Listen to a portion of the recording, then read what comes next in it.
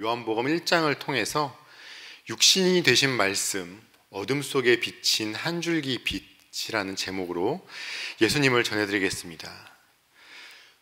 우리 모두 갖고 계신 성경 66권에는 뭐가 기록되어 있나요? 하나님 말씀이 기록되어 있는 것이죠. 그런데 그 66권에 기록되어 있는 하나님 말씀은 예수님 한 분을 가리키는 것이죠.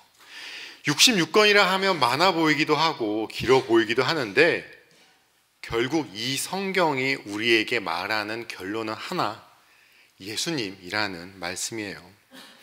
우리는 이 예수님 덕분에 예수님을 구주로 영접하고 다시 태어난 존재, 새 창조된 존재가 되었습니다. 지난주에 우리는 하나님의 걸작품이라는 말씀을 전해드렸었죠? 기억나시죠? 네, 기억나신다고 믿겠습니다. 네. 오늘 본문인 요한복음 1장은 새 창조의 시작을 우리에게 선포하고 있습니다.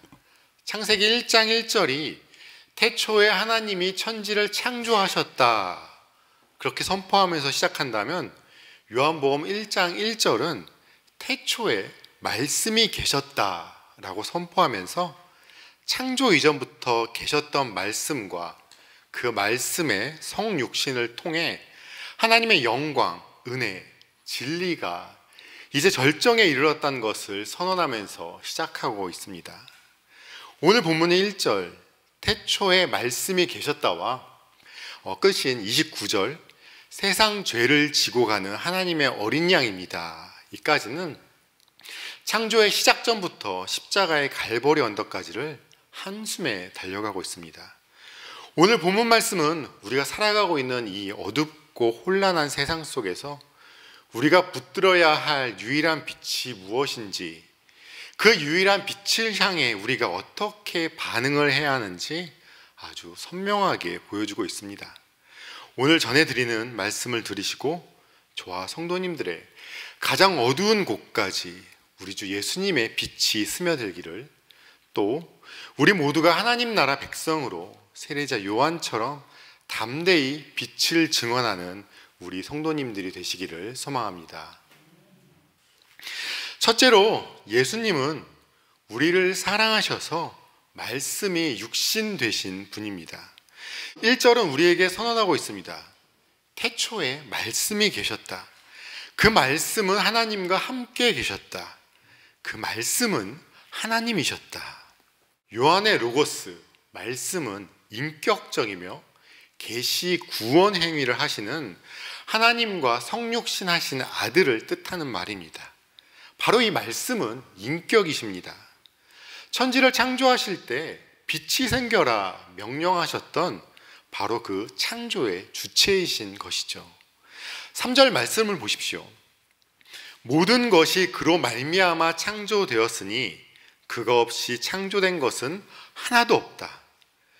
이 세상의 모든 것이 말씀, 그분으로부터 창조되었다고 3절은 강조하고 있습니다. 그리고 이어서 4절 말씀을 보시면요, 그에게서 생명을 얻었으니 그 생명은 사람의 빛이었다. 빛은 생명의 근원입니다.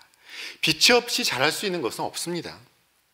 망망대해 위에서 만약에 빛이 없다면 방향을 잃고 죽음에 이르게 되죠. 그렇다면 여기서 한번 우리는 생각해 보셔야 합니다. 우리의 삶이 무엇으로 만들어져 있는지를요. 우리 성도님들의 가정, 자아, 그리고 미래가 무엇을 기반으로 하고 있나를 생각해 보셔야 합니다. 만약 우리 인생이 혼돈과 공허가 가득하고 불안하고 흑암이 가득하다면 빛이신 예수 그리스도를 떠났기 때문입니다. 그러나 너무 감사하게도 그 창조의 빛이 우리를 비추기 위해 오셨습니다.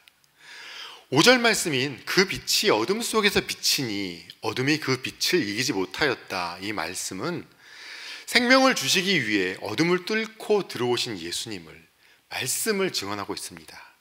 14절 말씀을 보십시오. 그 말씀은 육신이 되어 우리 가운데 사셨다. 우리는 그의 영광을 보았다. 그것은 아버지께서 주신 외아들의 영광이었다. 그는 은혜와 진리가 충만하였다. 우리 성도님들께서 이 구절이 자주 들으셨던 구절이라 크게 안 느껴지실 수도 있는데요, 이 말씀에 충격이 느껴지지 않으신다면 말씀이 육신이 되었다는 그 사실을 생각하고 또 생각해 보셔야 됩니다. 말씀이 육신이 되셨다는 이건 도저히 가능한 일이 아닙니다. 온 우주 천하 만물과 영적인 세계에선 충격 그 자체인 말씀이에요. 창조주 하나님, 거룩하시고 영원하신 그 말씀이 육신, 살덩이가 되신 겁니다. 우리의 육신을 보십시오. 연약하고 피곤하며 늙고 병들고 결국에는 죽는 존재, 무한한 하나님께서 유한한 존재가 되신 겁니다. 전지전능하고 무소부재하신 하나님, 말 그대로 손가락 하나만 튕기시면, 아니 그러실 필요도 없지, 말씀 한마디면 온 우주를 전부 다 날려버리실 수도 있는 그분께서 이 연약하디 연약한 육신을 입으셨습니다. 이렇게 어마어마한 일을 왜 하신 건가요, 대체? 우리 가운데 사셨다. 여기서 사셨다는 말이 거하다, 장막을 치다 그런 뜻도 되거든요.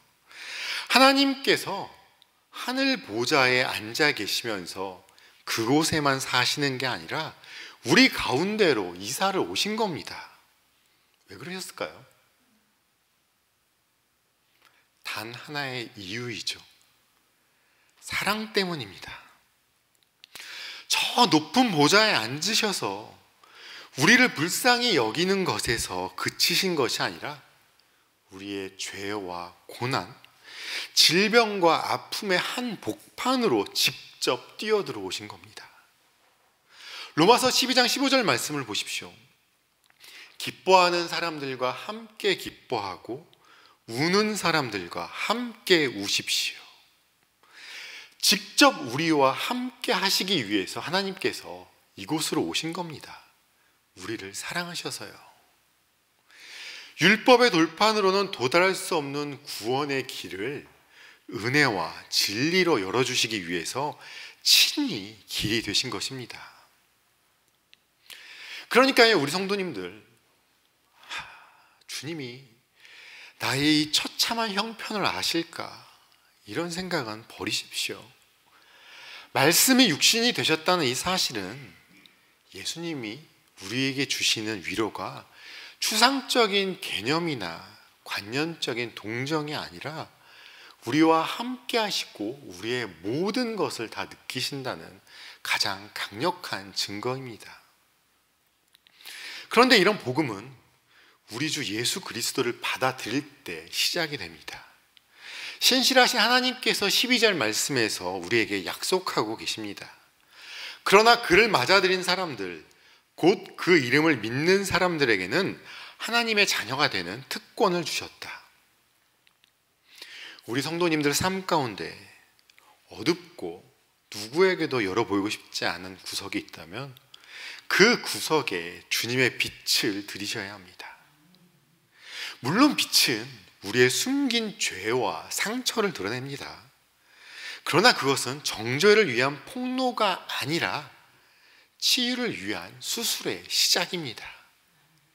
빛이 들어올 때 어둠은 물러가고 하나님의 자녀가 되는 권세가 회복될 것입니다. 내 안에 빛이신 예수님이 계신 인생과 없는 인생은 다를 수밖에 없어요. 빛이신 예수님을 모시고 생명 가운데 살아가시는 우리 성도님들이 되셔야 합니다.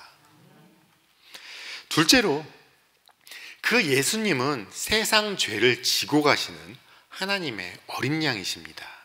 29절 말씀을 보십시오. 다음날 요한은 예수께서 자기에게 오시는 것을 보고 말하였다. 보시오, 세상 죄를 지고 가는 하나님의 어린 양입니다. 세례자 요한은 예수님을 보자마자 보시오, 세상 죄를 지고 가는 하나님의 어린 양입니다 라고 외칩니다. 이 한마디에 구약 전체의 역사가 압축되어 있어요. 이스라엘 백성에게 어린 양은 구원의 상징 그 자체입니다. 이집트의 노예 생활에서 해방되던 그날 밤 죽음의 사자가 넘어갔던 6월절의 어린 양, 또 아브라함의 아들 이삭을 대신해서 제단에 올렸던 양, 성전에서 드려지던 이스라엘의 죄를 덮던 그 속죄의 피, 그 모든 그림자, 그 모든 예표가 가리키던 실체가 바로 저분 예수 그리스도라고 요한은 지금 선포하고 있는 겁니다. 그렇다면 이 말씀을 한번 세 부분으로 나누어서 살펴볼게요. 첫째로 보시오라고 요한은 외칩니다. 우리가 어디를 바라보며 살아가느냐에 따라서 우리 인생의 방향이 결정됩니다. 지금까지 무엇을 바라보고 살아오셨나요? 내 문제, 내 상처, 나의 연약함, 나를 괴롭히는 사람, 불투명한 미래 등 우리는 평생 나와 문제만을 바라보며 절망하고 살았습니다. 그러나 요한은 명령하고 있습니다. 누구를 보라고요? 예수님을 보라고요. 너 자신을 그만 보고 어린 양께 시선을 돌려보라고 외치고 있는 겁니다. 우리의 구원의 시작은 우리 시선이 예수님께 향할 때 시작되는 것입니다. 그리고 둘째로 세상 죄입니다. 한 개인의 죄나 이스라엘 민족의 죄가 아니라 온 세상의 죄, 인류 전체의 죄입니다. 그리고 세 번째로 지고 가는입니다. 여기서 중요한 포인트를 발견하셔야 됩니다. 예수님은 우리 죄를 지적하고 정죄하고 판단하러 오신 분이 아닙니다. 심판하러 오신 분이 아니라 해결사로 오신 겁니다. 예수님은 우리 죄를 정죄하고 판단하시는 것이 아니라 제거하시는 분이세요. 우리는 도저히 감당할 수 없는 그 무거운 죄의 짐을 우리 대신 짊어지고 저 멀리 골고다 언덕으로 지고 가시는 분입니다. 그 예수님께서 십자가 위에서 다 이루었다 외치셨을 때 우리의 모든 죄의 채무는 법적으로, 실적으로 그 효력을 모두 잃은 것입니다. 혹시라도 지금 깊은 죄책감에 무너져 있는 분이 계시다면 나는 이래서 안 돼, 내가 그렇지, 나 같은 놈은 구제불능이야 라면서 자신을 책망하지는 않으신지요? 그것은 복음이 아닙니다. 물론 우리 죄의 고백은 필요해요. 하지만 거기서 머무는 것은 자기 연민에 머무르는 불신앙입니다. 진정한 고백은 나의 죄를 들고 어린 양이신 예수님께로 가져가는 것입니다. 보시오, 세상 죄를 지고 가는 하나님의 어린 양, 그 말씀을 기억하시면서 복음의 시선을 회복하셔야 됩니다. 우리 주님은 성도님들의 죄를 기억하시는 분이 아니라 대신 지고 가셔서 제거하시는 분입니다. 나의 어두운 모든 것이 우리 어린 양의 피 앞에서는 새로워질 수 있다는 것을 기억하셔야 됩니다. 그렇다면 세 번째로 이토록 놀라우신 예수님의 은혜와 사랑을 향해서 우리는 어떻게 반응을 해야 할까요? 하나님의 구원은 전적인 은혜로 주어지지만 그 은혜를 받은 자는 반드시 반응하게 되어 있습니다. 우리 주 예수님의 은혜는 우리를 증인의 삶으로 초대합니다. 그러기에 우리는 먼저 분명한 정체성을 가지셔야 합니다. 예루살렘으로 파견된 종교 지도자들이 세례자 요한에게 당신은 누구요? 라고 묻습니다. 그들은 혹시 요한이 메시아가 아닌가 의심을 했었거든요. 그때 요한은 단호하게 대답하죠. 나는 그리스도가 아닙니다.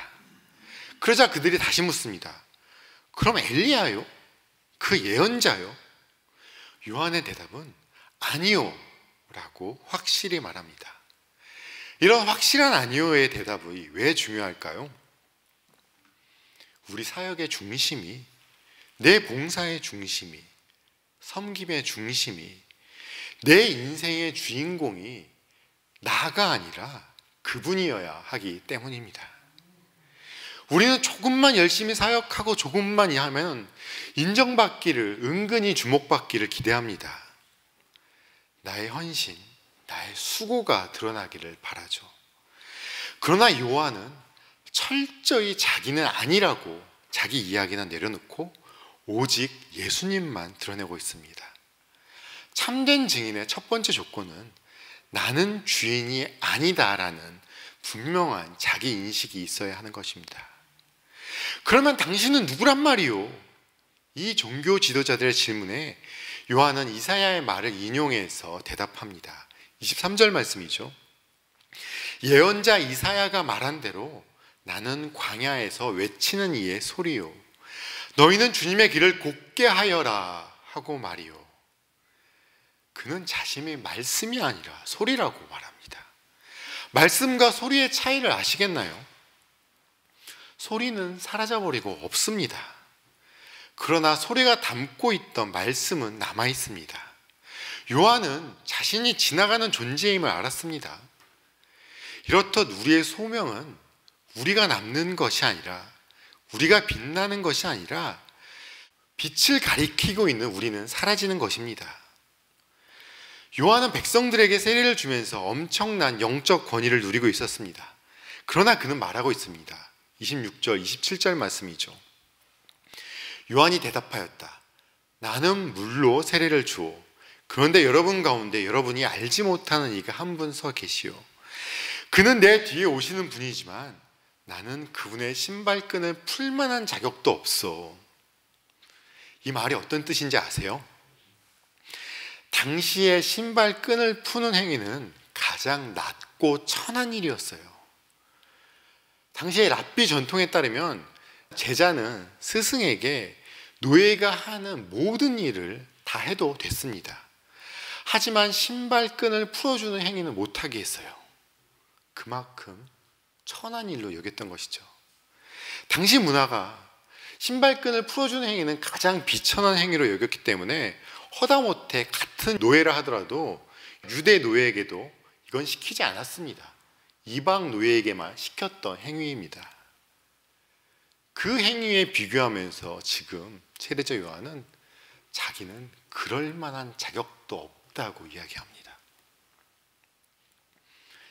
참된 증인의 삶은 화려한 말솜씨나 행위에서 나오는 것이 아닙니다. 이처럼 나 자신을 철저히 낮아짐에서 나오는 것입니다. 그리고 바로 이 낮아짐의 절정에서 그는 마침내 외치는 겁니다. 보시오, 세상 죄를 지고 가는 하나님의 어린 양. 우리 사랑하는 성도 여러분, 우리의 정체성은 그분으로 인해서 새롭게 태어난 존재, 그분의 걸작품이지 우리가 그리스도가 아닙니다. 나의 사역이나 나의 직분, 나의 성과가 나를 증명하는 것이 아닙니다. 오직 예수 그리스도만이 나를 규정하는 겁니다. 우리의 소명은 가정과 일터와 이 사회 속에서 주의 길을 곧게 하는 소리가 되는 것입니다. 우리의 태도는 칭찬과 영광은 모두 주께 돌리고 사람들을 주님께 인도한 후에 사람들에게 보시오라를 외치고 난 후에 조용히 그 신발끈조차 풀 자격이 없는 자리로 물러서는 법을 우리는 배우는 것입니다. 요한의 이 낮아짐이 바로 복음이 흘러가는 통로였습니다. 하나님이신 예수님께서 우리 가운데 장막을 치시고 하나님의 어린 양으로 우리의 모든 죄를 제거하셨습니다.